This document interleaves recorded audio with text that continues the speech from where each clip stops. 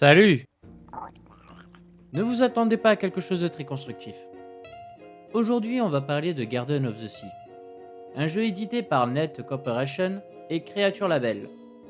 Ce sont les mêmes qui ont bossé sur pas mal de titres VR que vos youtubeurs préférés ont sûrement testé, comme Budget Cut ou Prison Boss. Ici, je vais me concentrer sur la version VR du jeu, parce que c'est comme ça que j'ai découvert avec mon tout premier casque, et franchement, je n'ai pas spécialement envie de dépenser pour tester la version non VR, même si le gameplay reste globalement similaire, parce que soyons clairs, ce qui fait toute la différence, c'est l'immersion. On débute l'aventure sur une petite île peuplée de créatures étranges, mais super mignonnes. Des sortes de vaches aquatiques, des pingouins colorés, des minotopes, et même des pots de fleurs vivantes. Attendez. Ah, voilà. Ça s'appelle des potes-potes. Bref, des bestioles un peu chelous mais vraiment attachantes. Dès les débuts du jeu, on apprend les bases du gameplay sous la forme d'un petit tuto. Mais pas un tuto classique, non. Ici, ce sont les potes-potes qui s'en chargent. Et comme ces charmantes créatures ne parlent pas, ils communiquent avec des images, tout en te fixant du regard. Un peu bizarre, mais on s'y habitue vite. Grâce à ces petites images, tu découvres petit à petit la mécanique du jeu. Planter et entretenir ton jardin, mais aussi combiner plusieurs objets pour en crafter d'autres. Et le craft, ce n'est pas pour bricoler.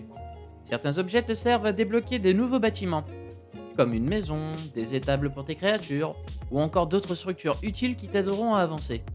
Et surtout, en progressant, tu vas débloquer la chose la plus importante, ton bateau. Et croyez-moi, il va complètement changer ta façon de jouer. Si au début vous êtes bloqué au stade du craft et du jardinage, dites-vous qu'une fois le bateau acquis, vous passez au stade de l'exploration. Et là, le jeu s'ouvre vraiment. Il y a 4 îles principales. La première île, celle où vous débutez qui devient votre base principale, l'île des Minotopes, l'île des fantômes et l'île au bambou. Et je ne vous dirai pas plus, parce que sinon je vous spoilerai l'histoire, et c'est clairement pas mon but. Mon but, c'est de vous donner envie de découvrir le jeu par vous-même. Mais en dehors de l'histoire, le jeu a surtout un côté chill.